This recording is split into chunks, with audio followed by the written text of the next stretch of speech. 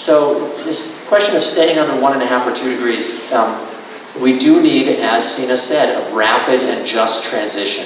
And so we have to focus on the justice and workers and communities and so on, all along the way. But one thing that I really noticed that's sort of a split in the climate change movement now that worries me is that we have the dreamers, the people who are saying, you know, oh my God, we've got to stay, you know, we've got to shut down all the power plants now, and to stay under, you know, 1.5 degrees, we have to shut everything off by 2030. And then there's the plotters, the people who say, well, that's not politically realistic in this Congress, right?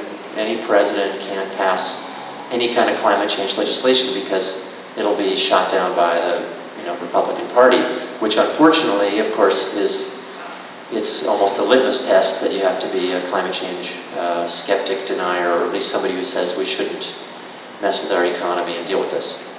So there's sort of the realists versus the dreamers, right? Are you with me? The plotters versus the dreamers, or the dreamers are sort of the unrealistic people. So we got to get these two groups together. And I think in this room there's probably some in both of those groups, right? We know what we need to do, but we need to find realistic ways to get there. So I think that's one of the big tasks for us in the state of Rhode Island, is to come up with a plan that's feasible on how we're going to get off of fossil fuels in 14 years. I think we can do it. I think it's going to be a great thing, so I might as well just keep going. You know, if we have a strong price on carbon, for example, through the Energize RI Act, which, thank you, ECRI, for endorsing to Energize RI and putting it on the priority list. We had an economic analysis done by a group called REMI, the Regional Economic Modeling, Inc. And they do these models for governments all around the United States.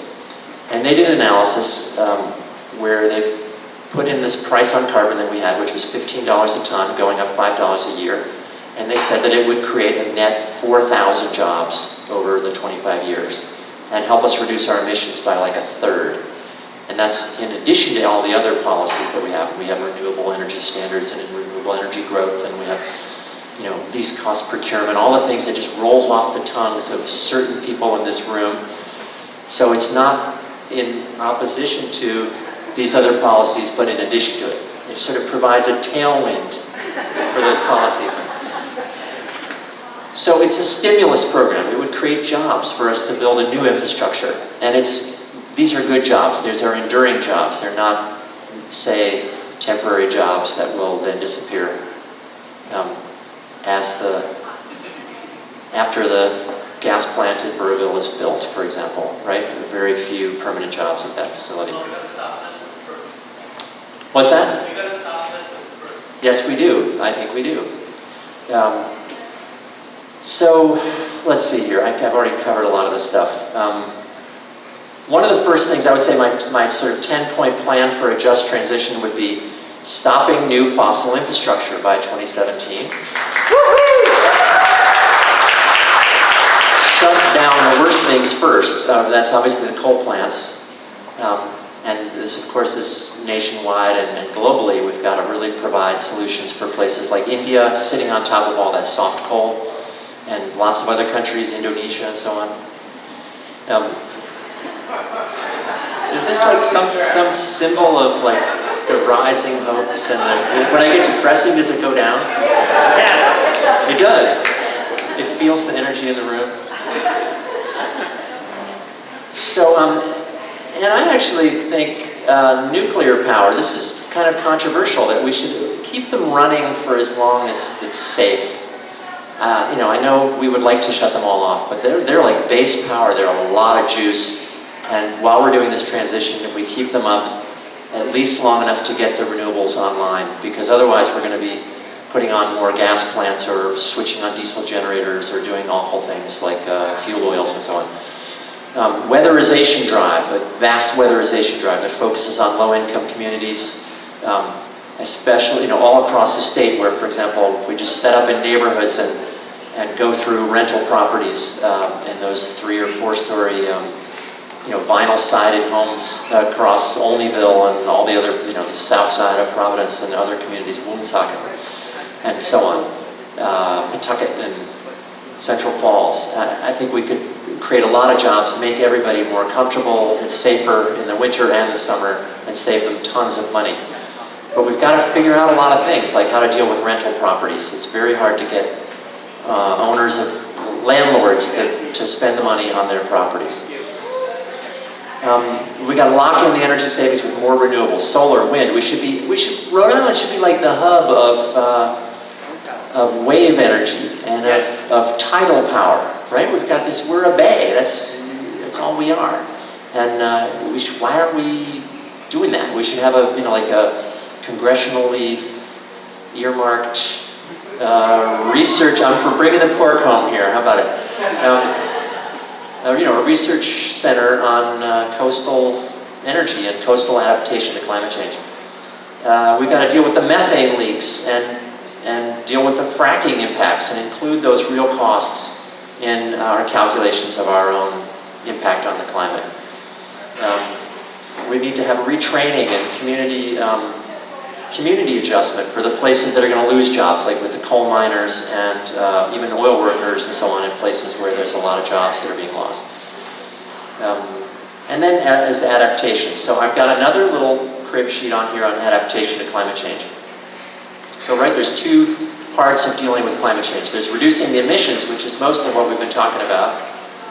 But then there's building resilience. So there's three kinds that I can think of, and one is, I'll start at the bottom, the gray infrastructure, that is building seawalls and, when needed, having efficient air conditioners, insulating places, building codes, whitening roofs, figuring out how the hell we're going to retreat from the shore. This is a huge problem for Rhode Island. If we can figure this out here, everybody's going to want to know how we did it. I don't know how we're going to do it, but we're going to have to figure it out. Then there's green infrastructure, and I want to thank Meg Kerr for awesome summer work last year for guiding a group of students from Brown, working with groups on the West End, trying to do some deep paving, and we have a corner of Dexter and Buckland streets where they're going to be putting in a green space in the middle of a corner that's just all asphalt and bricks and shingle roofs and so on.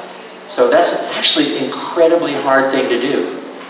And we spent a whole year to green an area basically from here to that corner over there. So we hope that the system will learn from this and be able to do it more easily in the future, but it's actually quite interesting. They learned a lot, and including how to organize a project, thanks to Meg. And got to work with a lot of you here, and we appreciate it a lot. And so there's deep paving, there's rain gardens, green roofs. I was just in Rotterdam in Holland and saw a rooftop farm. A farm on top of an office building. I saw a park where they had taken, like a park surrounded by buildings, and they used it as a place to capture stormwater, so that they have like sort of a basketball, soccer playground that's set down in, and then it fills up with water during the rainstorms. And then, of course, they have the best coastal defenses. We can learn from those. Anyway, there's great things that can be done. But then there's also this soft adaptation that I talk about here, that is community building, dealing with vulnerability, disaster preparation, especially focusing on the elderly, the poor, the isolated people who are most vulnerable when there's heat waves or snowstorms or other climate-related disasters. There's a lot to learn here. So, and then my 10th point in the program is assisting poor nations. So I've already talked about that. I have more here, but I feel like I should probably stop. Is that right? But I guess I should just say we need to really focus on building a bright future and not just telling people they've got to do without. We need to come up with the things that they're going to want. So we need to have artists involved and writers, and we need to have designers, salespeople, writers, PR people, administrators, producers, blue-collar workers of all sorts, psychologists, sociologists. We need to be really reaching out getting our message out there in a way that's positive and designing a future that people want to go to.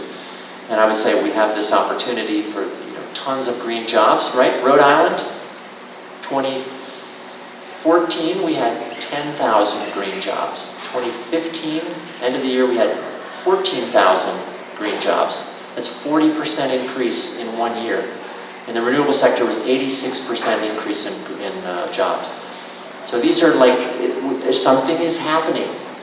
The first quarter of 2016, I learned on Sunday, of all the electricity installations in the United States, 99% were renewables. So change is happening. But we should really anticipate the opposition, I think, from the fossil fuel industry. They were very quiet in Paris. We don't really know why. They were a bit on the back foot because of the Exxon lawsuit, maybe the price of oil, maybe the weather being so hot and people actually perceiving climate change even in America, and the rest of the world understands pretty much that climate change is happening. But it was sort of, maybe they just didn't really see much reason to fight in Paris because it was non-binding and they sort of already won by having it never being considered that it would be a binding treaty. But I think they're going to be back, so we need to really make sure that we find a way for them to come in a way that's positive, for them to, and Republicans that are,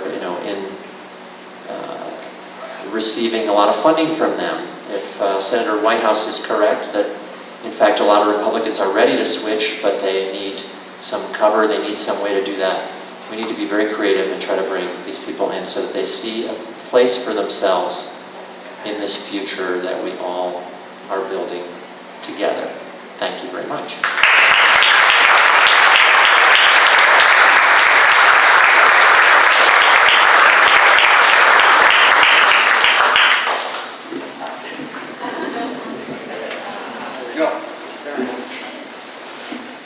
I don't have anything else. Have a good night. The bar's open till 8. Enjoy.